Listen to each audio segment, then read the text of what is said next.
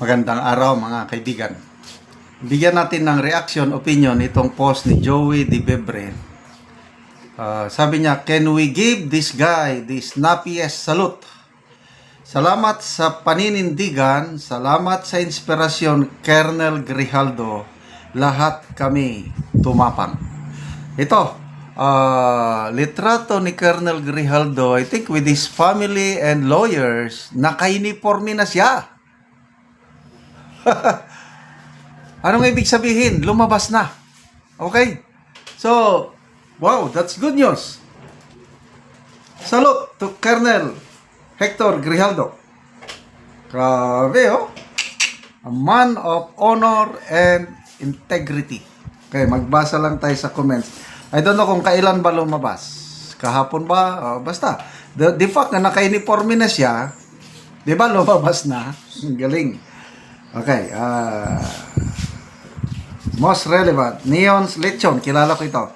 My snappy salute to you, Colonel Grijaldo, sir. Rod Lin, sabi niya, itong klase ng ama ang dapat ika-proud ng anak. Pero yung mga anak ni PNP Chief, with all the smile pa nung may award at promotion, ang tuta nilang ama. Jose Libunao, Grijaldan, Peace Garden, sabi, well done sir, carry on with your honor, integrity for the Philippines. Yan. So, ilang buwan bang nakulong si Colonel Grijaldo? Magsi 6 months, ano? Grabe. New Year, Christmas, nakakulong na siya. New Year, Valentine's, marami siyang pinagdanan. Ang masakit, yung force, yung pwersado siya on leave, walang sweldo. So, paano nakasurvive ang pamilya niya? Salamat na lang itong ginagawa ni na Kipicho, ni na Joey Di Bebre. Nagpo-post sila ng cellphone number, GCash number. Ako, nakakapadala rin. So, nagtulong-tulungan yung mga Duterte supporters kaya nakasurvive itong pamilya ni Colonel Grijaldo. Itong last niya na pag-post ni na Joey Di Bebre, nilagay yung GCash, nagpadala na ako. Nako, hindi ako makapadala. Ibig sabihin nun, napuno na yung yung load limit o cash limit ng GCash, napuno na kaya hindi na makatanggap. Ganon kadami ng mga tao na nagmamahal kay Colonel Grijaldo and his family. Grabe. Sino pa ba ang katulad ni Colonel Grijaldo? Meron ba? I believe marami. Tahimik lang. Okay. Sa Armed Forces of the Philippines, may mga katulad din ni Colonel Grijaldo. Panahon ni GMA, may mga hindi rin magandang ginagawa. May matatapang noon na mga colonels na salita. Sila, then Colonel Ariel Querubin, yung Medal of Valor, yung kumandidato ng senador na in-endorse din ni PRRD, in-endorse ni Congressman Pulong. May prinsipyo yan. Nakulong yan. Panahon ni GMA. Sino pa? Si General Orlando De Leon. Yung social media influencer din, yung masipag mag-post. Yan, si General De Leon. Nakulong din yan. Panahon ni GMA dahil sa prinsipyo nila. Matagal-tagal. Baka na, correct me if I'm wrong, mga 4 years silang nakulong. After that, lumabas din. Ayun. Si General De Leon, nakapag-general, si Colonel Querubin maagang umalis Umalis na lang siya kaya hindi na nakapag-general. Kaya lang, Medal of Valor. Si General De Leon, nagkaklase kami sa Command and General Staff Course. Talagang, bilib ako, matalino, magaling makisama, may prinsipyo, kaya nakakatuwa kasama natin ng mga Duterte supporters. So yan, sino pa ba sa Armed Forces mga nakulong? Si Colonel Gringo Hunasan. ako, saludo din ako dyan. May prinsipyo. Kaya, itong nangyari kay Tatay Digong, isa siya sa lumapit sa mga Duterte na nagsuporta. Hindi pwede yan. Kaya nga, in-endorse. Tama ba? Ay, hindi ata in-endorse. Sino bang in-endorse ni... Tama. Hunasan and ang in-endorse ni Congressman Pulong, Kerubin and Hunasan. Correct ba? Kasi ang in-endorse ni BP Sara, Aimee and Camille Villar. So, dinagdagan nila ng endorsement, Kerubin and Hunasan. Oh, kasi nga, ano sila sa Duterte? Halos parehas sila na may mga paninindigan.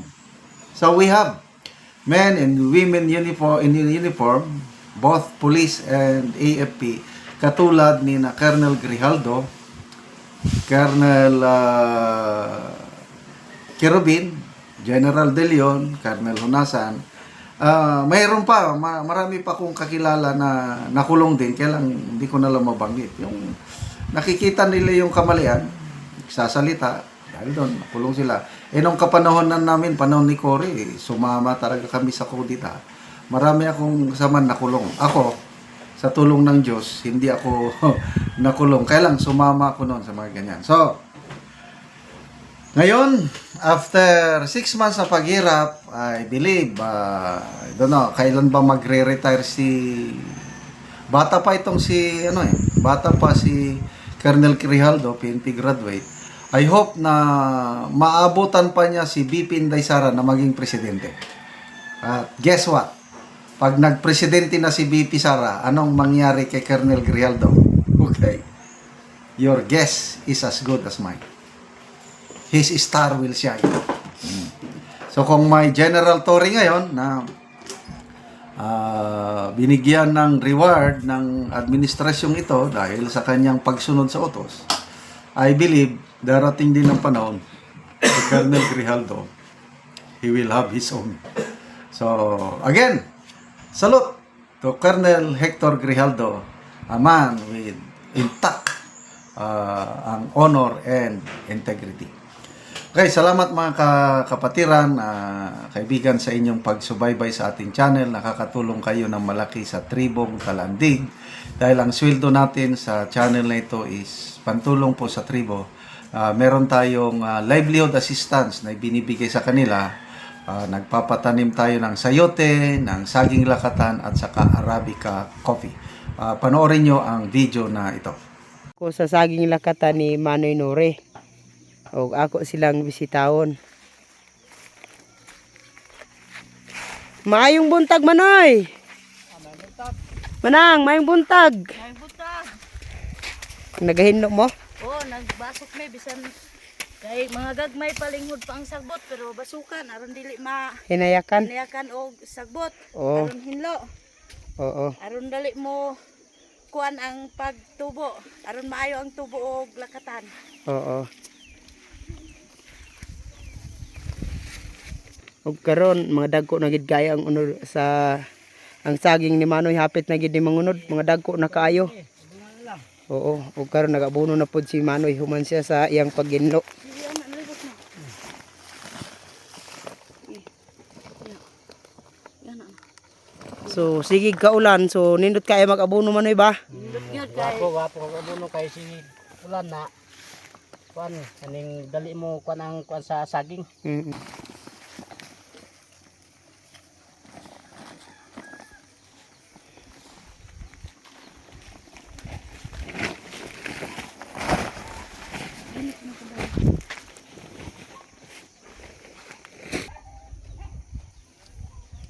So hapit na gid ni mangunod ang saging ni Manoy kay mga dagko naman. Dagko na. Oo.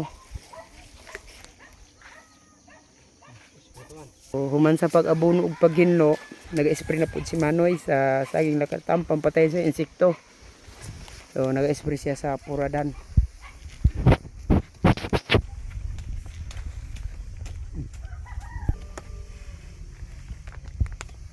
salamat ako.